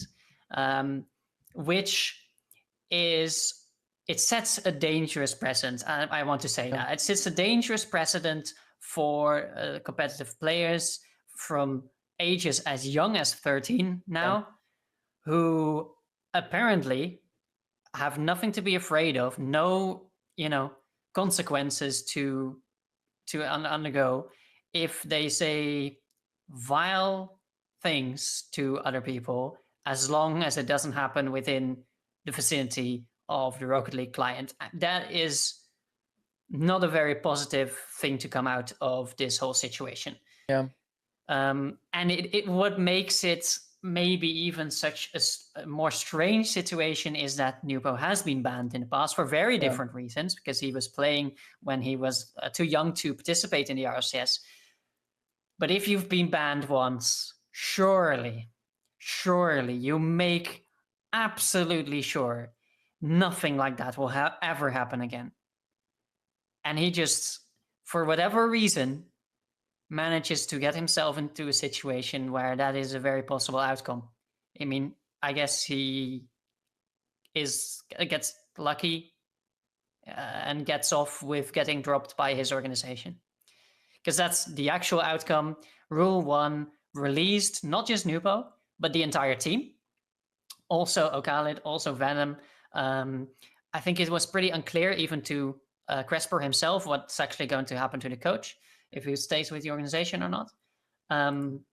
He has not been released officially. So maybe if they pick up some other players, Cresper will be coaching them as well. But yeah, Nubo, Ocalid, Venom, and the substitute Mesho. So the 4 of them are continuing under the name Anything without the branding and the support of Rule 1, which means that they can still participate in the RLCS because they're not banned from that. They also could, if Nubo was just dropped, they wouldn't lose their points if one player is dropped, because they still have 3 players. They need a minimum of 3 to participate and keep their points. So they could bring in their substitute Mesho and play with the 3 with Ocalid and Venom. But this is purely speculation. Maybe that's not something they wanted to do. Maybe they wanted to continue playing with Nubo. And in that case, I mean, if Rule 1 is going to drop Nubo, but they want to keep playing with them, well, they have to also be released from the organization to make that happen. What happens to Ocalid is also not entirely sure. Do you know more about that, Hoodie? Because you said maybe he was getting out of there as well, which kind of seems to be the case because he wasn't participating in the qualifiers with them, but maybe for some other reasons. I don't know if he's coming back to the team. I thought it was a squishy situation where he was like, I'm not getting paid. I'm just going to retire. We'll see. Yeah, Like he wasn't trying out with teams after he got dropped from Falcons, and then they kind of just offered him a spot. It felt like on Rule 1. I don't know though. Yeah, I guess I don't know for sure either, but I was reading just some comments that it seems like what you said. He's not playing. He hasn't been playing, but we don't know if he'll come back because nothing has been made public about that at all. Evolving and developing situation. Obviously, like I said at the top, it's just sad. It's a bummer. It's it's heavy. It's stuff that ideally would never happen. But like Ian said, we've got a very young crew down to 13 now, and yeah, I mean, we just have to, we have to hold these players accountable. And, I think Rule 1 made a very tough decision, obviously, as an org, after investing in the scene and, having a really a rough season all around, losing the twins and then this situation happening. So I don't think they really had a choice, to be fair. They made a decision, obviously. They could have made another decision, but I don't think they really had a choice. If you're keeping a player on your roster and connected to your brand after such heavy language, and very inappropriate and, in their words, unacceptable language, don't really think they had much of a choice. The video, the evidence in this case, was circulating just away from the public for about a week or 2 before they released the roster. A week before that, it hit Twitter, but didn't get picked up by a large audience. And then just a day before they actually released the roster, it went on Reddit and got more traction. So yeah, it's definitely still a developing situation. Yeah. Well, with that, let's just take a look at the results of MENA. So MENA, Event 1. I really hate these naming changes. Open Qualifier. It's 4. just a regional, and then they're calling it Open Qualifier 4, even though we're in Major. That one I kind of like because I can look it up on Wikipedia and there's no. I get that. Just look up Europe Open Qualifier. I have to put the name, the year, nothing. Yeah, that's fair. That's fair. I don't mind that, I guess. But what I was gonna say is Rule 1 or their former roster they were top 8. They weren't even in the top 4. We had R8 and Team ROC. Shout out some more youngins. They went top 4. You had Twisted Minds and Falcons in the grand finals, which was a banger series, by the way. Went to 7. Falcons clutched up at the very final moment there to get that victory. So it seems like MENA 2 is probably going to be a new team. It's probably, obviously a lot of people are leaning towards that Twisted Minds roster who added Ahmad after he got dropped from the Rule 1 team. Do you guys think that there's any chance that Team ROC sneaks in there for Major 2? No, but I would love that if it would happen. Like, it would be really fun, but that team, Mawson, SMW, Ahmad, like seasoned MENA vets, been at the top of MENA for how long? I know most people probably didn't. I mean, if you didn't know a player out of the 6 on the top 2 MENA teams right now, it'd probably be SMW. But SMW's been to Worlds, right? Yeah. He played well at Worlds. He made Worlds main event. And, Mawson obviously played alongside those boys in Rule 1, made a top 4 last year, is a very good player in his own right. I think he's always been underrated. So, yeah, give me Mawson, give me Twisted Minds. I think that they are a team that can compete at a level that maybe Rule 1 couldn't because of the structure of Rule 1 being so heliocentric around their star. Yeah. And I'm excited to see them hopefully continue this and make it to the LAN and make some noise. Yeah, I think it's very difficult for Team Rock or ROC to do that because there's a lot of other teams fighting for the same spots as well. It's not just Twisted Minds, although they're now very much in the lead. They have R8, of course, Anything, which is X Rule 1. Bravada Gaming, I guess, but not as strong, who are definitely competing. I was talking to Beastbound, coach for R8, earlier, and how he approaches the other teams and everything. It's definitely not a 2-team region in that regard. Like, it's maybe a 1-team region at the very top, but under that there is more going on. So RC, they're having gonna have a very tough time if they actually want to get that second spot. Some more positive news though out of the region. We had announced that the regional broadcast in Arabic for the region is coming back. They had a couple of regionals last split with EGA or IGA MENA, and they're bringing it back for the next regional. So you can watch on their stream that you have a broadcast instead of just the team streams, because OC announced it last week, right? With what is their name? I know who you're talking about. Oh, it's like a silly name. Yeah, it was a fighting name. Like, I think it's a legacy sum. Oh, this is horrible. I wrote an article about this. What was it? OCE. Fortress Productions. Yeah. I actually wrote the article on this. Anyway. Brutal. So then it was just MENA as well as APAC who didn't have a central broadcast for you to watch the games. But now they're back. So that's lovely to see. Well, let's jump to one of the regions that does not have a central broadcast. Oh, tough transition there. SSA, man, and wait, SSA do. Do they have a? Yeah. SEGL. I think. Yeah, they do. But actually, it's on 240 ping, and all the casters are from Europe. Oh my! That's a joke. That's not okay. They have, but you believed it for a second, didn't you? I did. Yes, I did. I do believe they have 1 or 2 casters who aren't from the region, but most of their talent is from South Africa. They're casting in English, which maybe isn't great for the Réunion players because they all speak French. But for at least the South African community, it's lovely to have. That is they good. do have a broadcast. So they do have a broadcast. Well, yes, let's jump to another region with a broadcast there. Yes. There we go. And the big question is obviously, will we see another EU-dominated SSA regional, or can Limitless overcome the invaders? Last regional, we had the top 4 was all teams from Europe. or European players. I think one, maybe two of them were boot camping or have relocated temporarily. But yeah, unfortunately, I think there were two teams in the top 8 that were SSA squads or SSA majority squads, and they both got knocked out in the quarterfinals. Yep.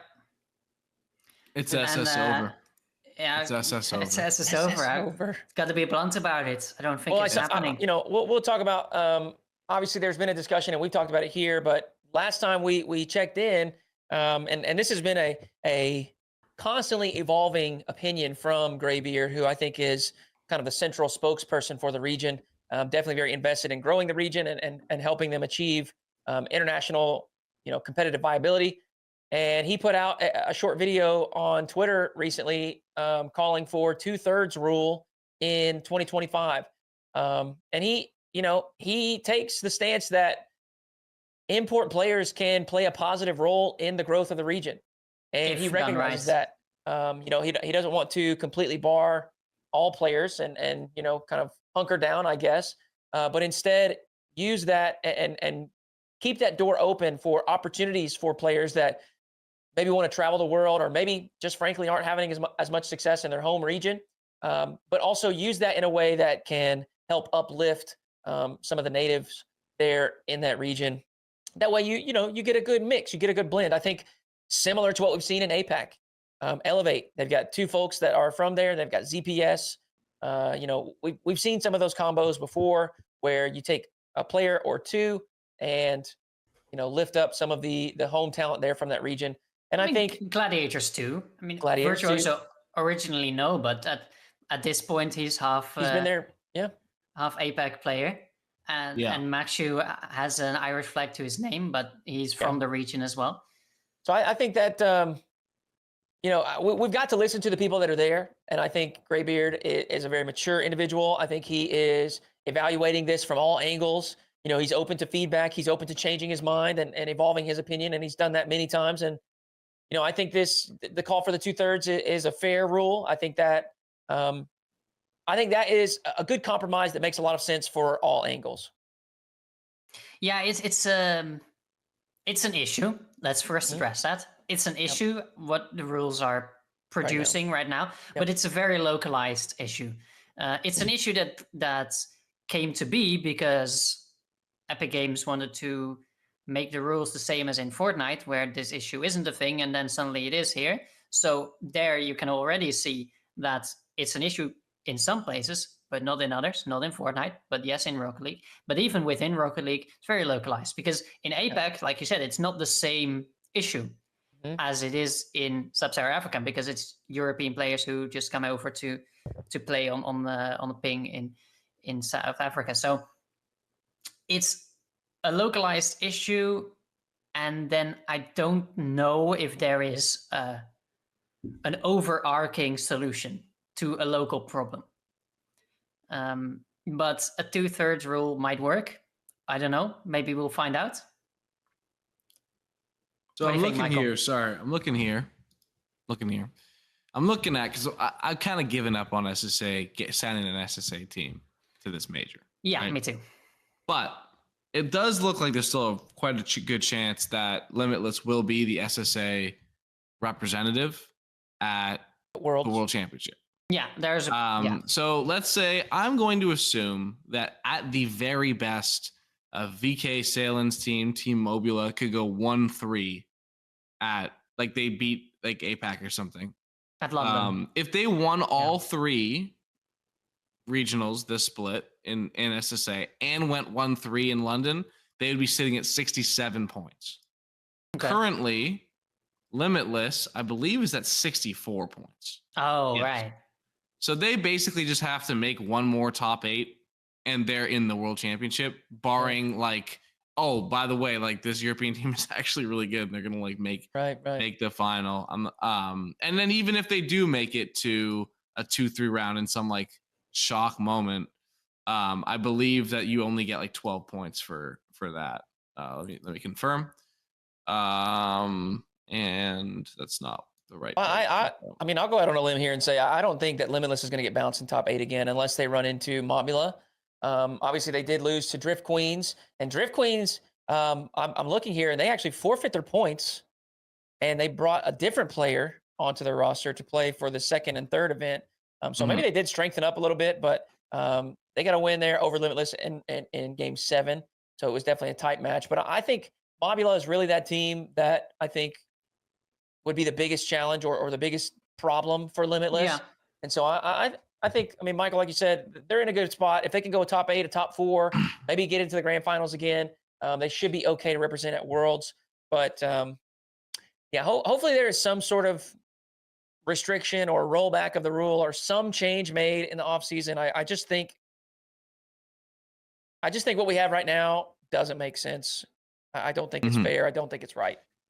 It would suck, and it's going to suck when there's a European team. But it is nice that just based off points, there will be at least a global world championship. Yeah. No? Okay. Well, there is our preview of SSA and all the other regions, MENA, South America, and North America. That is going to be happening this weekend. Y'all be sure to tune in and watch those regionals as they unfold. We've got a couple more segments here before we get out for the day. First up, we have Silence the Doubters. All three of us are going to pick a team or a player in the upcoming Open Qualifier 5 that will silence those doubters. Anybody want to go first? Yeah, do you want to go first? Yeah, sure. I'll take it. I have Diaz and Team Complexity. I like that. Silencing the doubters. Because I don't think we've talked about them being down on their luck enough, because they really are. They're not looking as competitive as they want to be. They have Diaz coming in, somewhat inexperienced player. They were more competitive when it comes to challenging Furia in the past than they are right now. That's just how it is. But I think, I mean, they have to get ahead of Secret first, which is a tough task, but I think they can do it. I think that Diaz can be elevated to the next level by his more experienced teammates and can actually make this work to be more competitive. I don't see them beating Furia, but they just need to beat the other teams in the region. It's all about, it's just like in MENA, you don't have to beat Falcons, but you have to get up there. And Complexity getting out in the quarterfinals, right? No, in the semifinals. Semis. They did semis make it in to game semis. 7. So it's not even that bad for points, but they need to be a little bit better, and I believe that they can do it. All right. I like that. Complexity is a good shout. Yeah, Michael. Totally. So the rule, right? The rule of this is, you got to pick a player or a team in the weekend's upcoming Open Qualifiers. Yep. But it doesn't say it has to be the main event. Putting Weedem girls on Silence the Doubters. And you know what? It's not even about gameplay. Weedem girls, they say you won't stream. They say you won't stream content, stream your run. Because you didn't do it last week. Or at least I checked and you didn't. If you did, this makes no sense. But I don't believe you did. Listen to me, Scrub, Greasy. It's never happening. You're never getting back to a major or Worlds. There's no reason to pretend that you have to hard sweat through calls. Just let's have some fun, please. Please stream so I can watch you guys fool around and feel like I'm not a million years old because there's people my age playing the game. Exactly. So I'm putting them on them. I believe that they're going to fire up that stream. They had the first open qualifier together. They're like, guys, we can do this. They got shellacked. Now they're like, let's just have some fun. I can't wait to watch. All right. My Silence the Doubters is going right at you, Michael. Team Rock. They're going to the grand finals. They're going to play Falcons closely, and they are going to level up as far as equalizing the points here with Twisted Minds. I think Team Rock is a team worth betting on. We see time and time again where we doubt the young ones. They get a little bit of experience. They get a little bit of confidence. I think probably more important, to be honest. And they just start popping. Queso, I think we can outline specific players like Zen and Daniel. Obviously, those are elite level talents. But once these guys find their footing, once they feel more comfortable with what they're doing, they just seem to figure it out and go. And those guys have the mechanical prowess. They have built that confidence with ever improving results this season. And I think they're going to make a run for Major 2 and put Twisted Minds on the back foot. Do you think they're going to qualify for the major even? Potentially. He said, And here's what I think. I think it'll be a race between them and Twisted Minds. Right. Okay. But a real race. Yeah.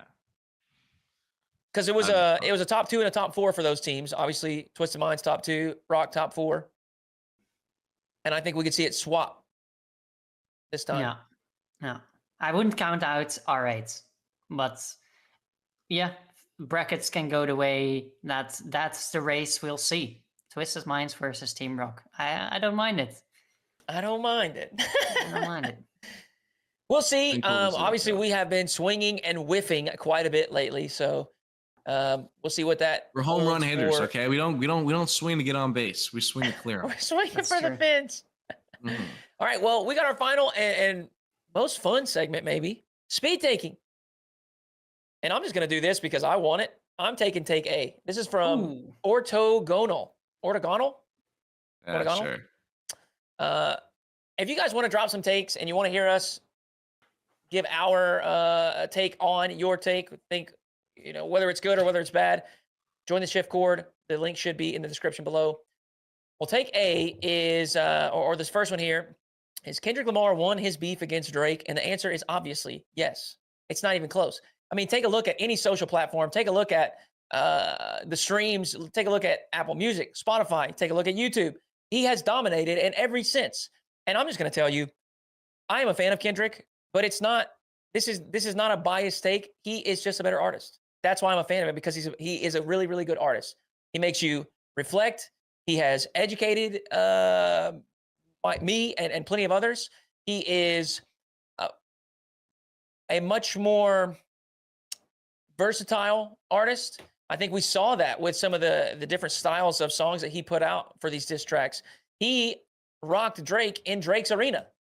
In fact, there was a record, I think, for the hip hop genre that Drake held for most streams on the release day.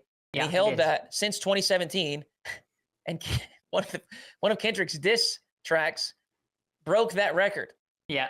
I saw mean, that it's too. just a sweep. It's a 4-0 sweep. It was not close at all. I don't listen to any rap, and even I know this is a fact. I'm gonna dispute that. I'm gonna say it was a 4-1. It was a Spaceman sweep. I really like the Family Matters song. For the 15 minutes before he dropped. He put up that was like when LeBron put up 51 points in the finals and he still got swept. Like he got a game. Okay. Like All right, fair when enough. you're watching RLCS one. and like they get game 4. Yeah. But it's over. That's how that song felt. But yeah. Okay, I'll give And one. then he started making up excuses about the daughter, and then it went all downhill from there. Oh no. Yeah. Yeah. But tough I'll scene say for the this. boy. I think the winner is Us. everybody that got to enjoy that moment. Yeah, That none is of a- us got all our that is dirty laundry aired truly out in just- public, and we all got to enjoy. I don't even like rap, but I enjoy drama. And and it was why the it was drama was. It was drama. Ooh. Kendrick is my favorite artist of all time. Generational. I do love hip hop. And yeah, it was very entertaining. My favorite part of it was Twitter the whole time. Twitter was just absolutely hysterical. The memes were so funny. Oh yeah. The videos were so funny. I mean, people were just, they're hilarious. They're dropping Wilt numbers as far as memes go. It was incredible. I could not stop scrolling. It was so funny. All right, well, let me throw some of these to you guys. Yins, Yeah. I got one for you. This is from Xenon. Tox is the best player to never make a major. Have you read the Shift article on this? Because we go in detail about this. Finner did an incredible job going back in time, taking all the history from when did he start? 20? I think it was 19? RLCS. Or I think he was in RLRS in like season 7. I could be wrong. you talking about his career or majors? His career. Oh, yeah, probably Well, 2019. Yeah, I think it was 2019 when it really kicked off. Actually, I should. He was know. in. Sorry, he was in. It was like 2020. He was promoted to RLCS the last year that league play was a thing. So he, I Yeah. believe, was in RLRS before that, but he was season 9 was when he got into the RLCS. Yeah, I mean, he's played with so many players. He's been so close so many times. Mhm. Go read the article. It's wonderful. Honestly, this could be like a YouTube documentary, Sunless Khan style. It's so impressive how he's never actually been to a major. Like, it's actually a skill of his. I don't know how he does it. It's crazy. That is not a documentary I would want made about me. I Dude, mean, you know how pissed I'd be if I knew Dries made four majors and like barely played the game for half his career, and like I'm out here grinding in Europe every single day and I can't get to one because I keep finishing like 1 point off the pace. I mean, Talacto had a documentary made about him about being the I worst remember RLCS that. player. Didn't he go like goodness. 0-24 Yeah. in games? Yeah. Oh my There is nothing you can do to be worse than Talacto in RLCS. Is Oh no! again impressive. Yeah. Truly impressive. All right. But yes. Michael, What's up? this is from GC. Shout out to GC. Legend. Ahmad being kicked was the best thing that could have happened to him this season. Yeah, I mean, I don't even know if he was kicked. Like, I guess that would be my only point of contention. Obviously, getting off that situation is fantastic. Especially in I hindsight feel now, like, huh? Yeah, it's very Yeah. revisionist, but yeah. yeah, I mean, I also don't know if he was kicked. Like, from what Yen said, from what he saw, things weren't very good between the players. Yeah. Ahmad may have asked to be released from his contract, or might have been bought out, right? Where he just didn't want to play with the team anymore because, you know, he definitely wasn't the worst player on the team. And so while I would say it was definitely a great move for him, I would argue that he wasn't. He most likely left on his own accord. Yeah. Who All do right, y'all throw one to me. Yeah, you can't give yourself any more. That's okay? right. I know. I just had to steal that one. I'm sorry. No, I had way too much it's fun with okay. it. This one's from Saju. Shout out Saju. He's a decal designer himself, so that makes sense that you'd ask this. Every team that makes Worlds should get their own Worlds specific decal. No. No. I think they should make a world champion decal. Yes. I think that would be fire. Exactly. And if they get to a point where decals are not this like elusive, exclusive, rare thing, then I think that would be a really cool idea. You know, maybe even major iterations for these teams. I think that would be sick. I mean, but right now, I don't think so. It feels like it's this very exclusive. You know, they. I mean, right now they're only doing one decal a season too. You know, I think. Yeah, I don't know. I mean, obviously, there's nothing wrong with it if they were to, but I would say no. Right now, what I would like is champion decals, major champion, Yes. world champions. I think that would be so Totally. good. I think it'd be cool to have like maybe top. You know how they used to do like RLCS Elite, like it'd be like season Right. 8 Elite, like Yep. spring major Elite, like Elite decals, then like an animated champion decal. Yeah, or do something with the star that some of the organizations have tried to incorporate in their Totally. decal design, right? Totally. Vitality has done it, Gen G has done it. Do something with that. Yeah. Mm-hmm. That'd be cool. Don't make it all gold though. Just because they're winners doesn't mean No, the decals yeah. need to be gold. All But right. yeah, Let me throw one to Michael. We'll come back to you. This is from Ponky. That's a fun name. TRK will be Mina's clear GOAT by the end of this season. Is he not already? Like, okay, I'm just gonna say yes. But did you guys know TRK is only 18 years old? I didn't know that. I don't think. He is young. Yeah, he is young. I did not realize how young he was. I thought he was like in his early 20s. The fact that LJ is older than TRK. Mm. Like that's just a timeline. I actually knew this because you were gawking about it in Shift No, Sport. I know because I found out about it from a Wikipedia tweet and I had to go and tell somebody like when I thought he was like 21, 22 years old.